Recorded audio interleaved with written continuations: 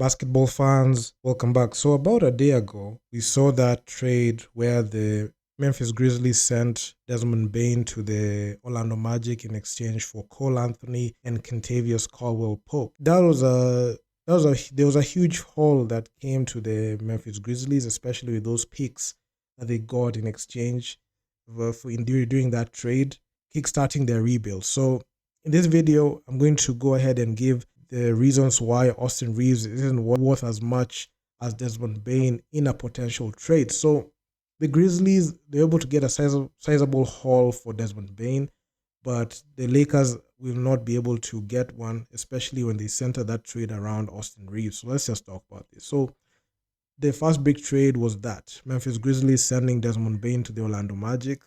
That was the one that caught me off guard. So while one might have imagined that Bain wouldn't that trade involving Bain wouldn't involve a lot of draft capital like that, the Magic really did end up getting up a lot. And for some reason, I feel like the Magic got fleeced on that one. The only way we'll be able to find out that fact, if they got fleeced or not, is on Desmond Bain's performance. If they're able to make it to the second round or even the conference finals, that's when we can say that trade was worth it. So the Grizzlies, in return, in that trade, received KCP, Cole Anthony, and the 16th pick in the 2025 draft.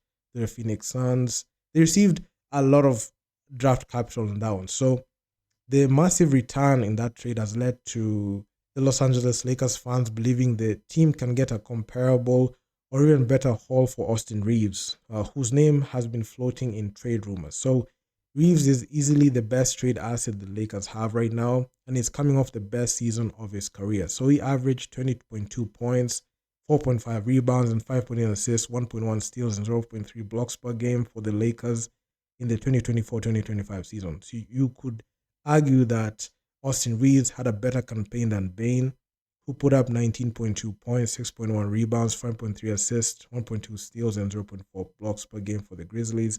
And considering the fact that Desmond Bain signed a $200 million contract, that is the bag that Austin Reaves wants to have for himself. So while I look at the numbers and the fact that they are basically the same age, Bain turns 27 later this month, will suggest they'll fetch the similar comparable hauls, but that's simply not the case. And a big reason for that is that contract situation. So Desmond Bain will enter the second year of his 5-year, $197 million contract extension in 2025-2026. While he'll eat up the big portion of the salary cap, they are at least having another contract for the next 4 years. That's the Orlando Magic. So Reaves, on the other hand, could be gone in a year. So Austin Reaves has a $14.9 million player option for the 2026-2027 season, which he's expected to decline to enter the free agency market next summer in 2026. So Austin Reaves basically has a year left on his deal, and you don't get a big haul for players in that situation unless you're a superstar. And the only situation I've seen that happening is when the Paul George situation, when he was traded from OKC to the Clippers and Kawhi Leonard to the Toronto Raptors. By that time, it didn't involve a lot of picks like that. So I'm not sure what value a team can get for a 1-year rental, especially of Reaves' caliber. He's never made an all-star team. He's never made an all-NBA team. So it's very difficult to gauge what type of draft capital a team is willing to give up so they can get the services of an Austin Reaves. So yeah, I mean, his next contract will be not a cheap one either. So it's going to be a tough one for a team to take on that. So the biggest contract the Lakers can offer Reaves this offseason is a $82.9 million contract over 4 years, which is decent. I know it's not similar to what Desmond Bain got, but if you look at both player situations, you'll see that Desmond Bain was required to play a vital role, especially when it came to the Memphis Grizzlies offense. And if you look at Austin Reaves, you could see there was LeBron, AD, who are both on max deals, and he couldn't be able to get similar to what LeBron and AD were getting, but it would be very unfair for him because he was required to be a third option. Desmond Bain, he was somewhat a second or third option there. So yeah, and a team that is featuring LeBron and AD, you're not going to get that spotlight which Desmond Bain got, and then you're not going to get the same trust that Desmond Bain got from the Memphis Grizzlies. So yeah, so the 82.9 million over 4 years is an absolute good deal, and that would be a bargain. But there are also like those reports that are saying that Austin Reaves is not going to accept it. So all Reaves needs to do is wait for a year, and he will be eligible for a 5-year deal, which will pay him $42.5 million in the first year. So I'm not sure if that gamble is worth it, but hey, I mean, some players just fumbled the bag. I mean, ask Dennis Schroeder. So Austin Reaves might not ask to be paid that much, but he is reportedly seeking a salary in the $30 million range, similar to what Jordan Poole got.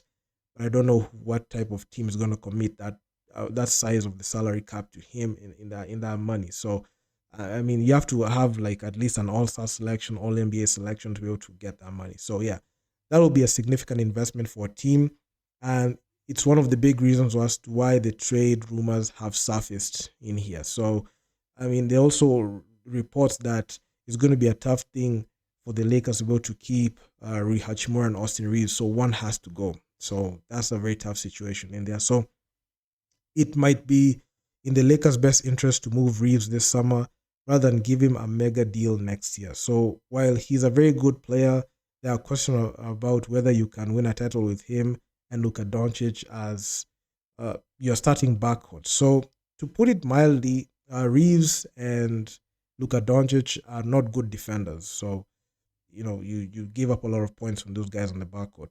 They were horribly exposed in the first round of the playoffs as the Minnesota Timberwolves eliminated the Lakers in 5 games. So to make matters worse, Austin Reaves wasn't his usual self on offense either. So he averaged 16.2 points, 5.4 boards, 3.6 assists, 0.2 steals, and 0.6 blocks per game against the Timberwolves, while shooting 41% from the field and 32% from downtown. So while you could brush off those struggles on offense as an aberration and something that's not going to happen, that can be done for Reeves' performance on the other end. So even if his contract situation wasn't hovering around the team as a dark cloud, you would think some consideration would have been given to in parting ways with him, as Doncic isn't going anywhere because he got traded there. So Reeves struggled as a defender, and another reason as to why he's not worth a contract similar to what Bane got, and he's not gonna get the same value as Bane in a trade.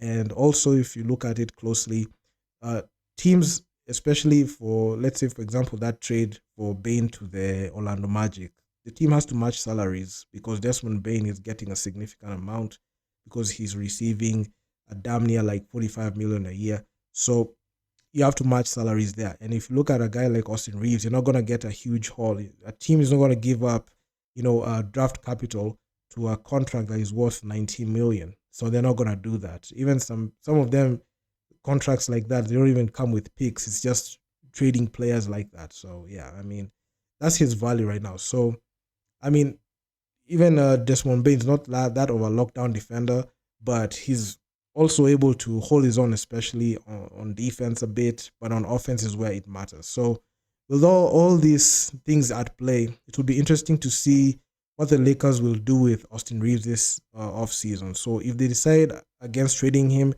then you could imagine that they're willing to give him a massive new deal and something that would raise a lot of question marks for the Lakers faithful, because you don't want to get in a situation where you pay Austin Reaves damn near like 30 million a year, go over the cap, go into the luxury tax, and somebody underperforms, and you have one of the most overpaid players on the team where you can't even find a suitable trade partner because of that huge contract. So yeah, it's a very delicate balancing act. So a player wants to get paid, and if you look at the value they're offering, especially when it matters, it's very difficult. Then when you commit to giving, let's say Austin Reaves, you give him like a 5-year deal worth, let's say in 197 or even 210 million, are you sure that you're going to get that same productivity? Because if you're giving max dollars, you expect, a max performance from, max stats. But if you find Austin Reaves, he's struggling on defense,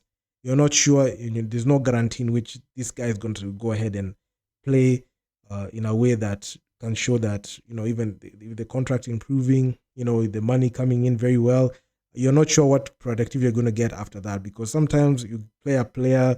Some teams I've seen, they pay players like that, they just slump. Look at a good example like Jordan Poole when he played for that bag.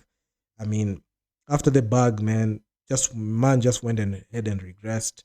We have seen that time and time again. So, and the Lakers, unless LeBron James takes a pay cut, I mean that's the only way, because with Luka Doncic he's on a near max deal in the contract that he's on, and LeBron James we're yet to know if he's going to opt into that $53 million contract.